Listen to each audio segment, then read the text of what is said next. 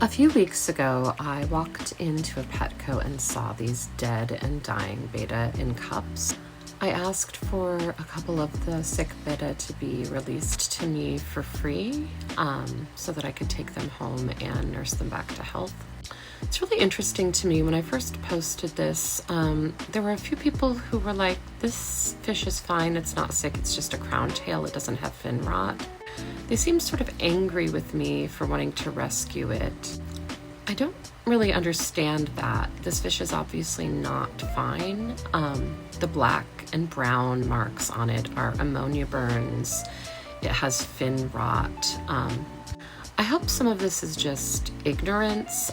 Maybe people just don't actually know what to look for when they're looking at sick fish, but this fish also had a fungus growing on it.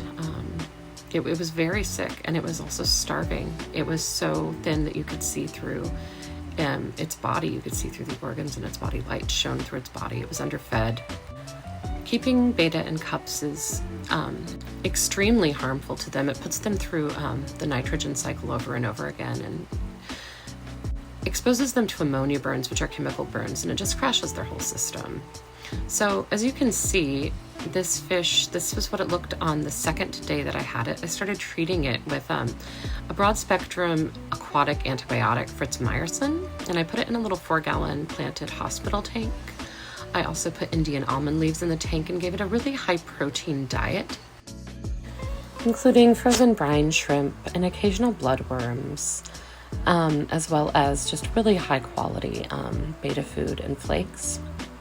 The Indian almond leaves are naturally antibacterial, and the broad spectrum antibiotic is going to help some of that fin rot, and just putting it in a well cycled tank that already has established bacteria is going to allow the fish in general to start to heal from those ammonia burns. Those are the black spots on its scales. I just want to tell the people who said there's nothing wrong with this fish, you can see the progression. This is day 3. It's already starting to look a little bit more colorful, a little bit more healthy. Even it is a crown tail, but that doesn't mean that it doesn't have fin rot. Crown tail can have fin rot. And looking kind of like brown and gooey, that is not what this fish is supposed to look like. And its tail, day by day, the better it gets, the healthier it gets, the more full the tail gets. It's fuller, it's bushier. It even started to get a little bit of shininess, like silvery shininess on the base of its tail and its body after a few days. And it's true, all fish in pet stores can be a little bit paler or have less color than they will once they're in their home. In an established tank, some stress is normal, but putting a fish through ammonia spikes and nitrogen cycles over and over again it's literally torture. Yeah, you can see its tail starting to get more fluffy, more bushy on day 3, and it's just like, he's more active. He was more active just after a couple of days being out of that cup in this hospital tank. And here we are at day 5. Now you can start to see some of that, his slime coat growing back. Ammonia burns burn off the slime coating on the fish. He's so mad at those ramshorn snails. But yeah, he's starting to get that really pretty silver shininess on his fins and even at the base of his body.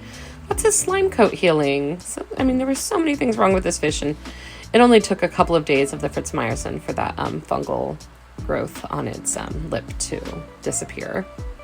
Yeah, so if you look at this fish and you thought it was fine, you saw a fish that was starving to death, had ammonia burns, had its slime coating completely burned off, had a fungal infection, and had fin rot. So, you know, it's good to know what a fish is supposed to look like, maybe, to help you identify when they're not happy.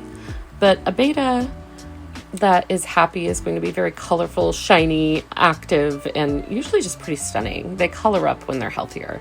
And it's been, 2.5 weeks, maybe only almost 3 weeks, and he's still healing, even after medication and a really high protein diet and being kept in a hospital tank. Yeah, so he stayed in this hospital tank for about 2 weeks, and I just saw his tail get bigger and bigger. I saw him get more and more confident. He's even doing like shaking and really elaborate fin displays, like by the end of the second week. So then, even though I wasn't planning on having another Fisher tank in the house, I decided to utilize what little shelf space I have left for tanks and build him a 6-gallon long. I built this in my private shower and restroom in my that's connected to my writing room. It's not high traffic. I'm the only one who uses it, and I go in and check on him a lot. Leave the door open. Some people had an issue with having a tank in the bathroom, which I thought was kind of funny because fish don't really care if you're naked. And it's not a problem. I don't have like an industrial flusher. I know to close the toilet when I flush, and I'm not using, I have short hair. I'm not using like aerosol sprays. And I know to use, I only really use organic cleaner anyway. I use like Meyer's Clean Day soap, and I know not to spray anything into an open tank, of course. But yeah, no, he's loving the 6-gallon long tank. I had a lot of fun building it. It's really gorgeous. And I just hope that, you know, he continues to heal. I'm doing kind of a weight gain regime with him because he was in starvation mode. So I'm feeding him a little bit more than I would typically feed a betta. He still has those ammonia burns and a little bit of fin rot. I don't really want to put him through another antibiotic medication cycle again right now. Sometimes just hot water, I'm keeping it at about 80 because he's sick. Usually I would keep a betta tank around 79. Hot water regime, good food, pristine water, and time is what it's going to take for him to heal. And, you know, I'm pretty attached to him. I may eventually rehome him just so that I have 2 tanks in the house available in case I come across more sick betta that need rehabilitating. Like and follow The Wet Woods if you liked this video.